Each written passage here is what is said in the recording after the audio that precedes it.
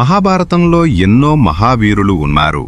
కానీ వారిలో అత్యంత గౌరవనీయుడు, అత్యంత విషాదమైన జీవితం గడిపిన యోధుడు ఒకరుంటే అతడే కర్ణుడు. దైవకవచ కుండలాలతో జన్మించినాడు. చిన్నప్పుడే తల్లిదండ్రుల ప్రేమ లేకుండా నదిలో వదిలిపెట్టబడ్డాడు. రథసారథి ఇంట్లో పెరిగాడు. అయినా అతని హృదయం మాత్రం ఎప్పుడూ ఒకటి మాత్రమే కోరుకుంది: నిజమైన యోధుడిగా మారాలని. కర్ణుడి జీవితం మనకు ధైర్యం, విధి, స్నేహం, త్యాగం, తన మాటకు నిలబడే స్వభావం అంటే ఏమిటో నేర్పుతుంది. కర్ణుడు పుట్టడానికి ముందు కుంతికి ఒక వరం లభించింది. ఏ దేవుణ్ణైనా పిలిస్తే వారు ప్రత్యక్షమవుతారు. ఆసక్తిగా కుంతి సూర్యదేవుణ్ణి పిలవగా ఒక అందమైన బిడ్డ జన్మించాడు.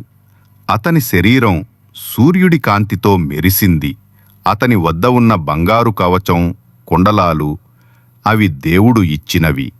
కాని సమాజం ఏమని మాట్లాడుతుందోనని భయంతో కుంతి ఆ చిన్నారిని నొప్పితో, కన్నీళ్లతో ఒక చిన్న పెట్టెట్టెలో పెట్టి నదిలో వదిలేసింది.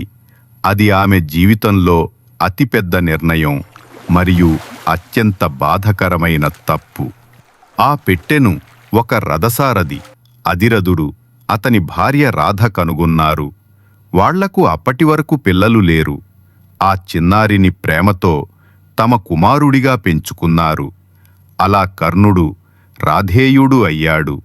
కాని చిన్నప్పటి నుంచే కర్ణుడు ఒక విషయం గ్రహించాడు: తనలో ఉన్న యోధుని శక్తిని ప్రపంచం గుర్తించదు.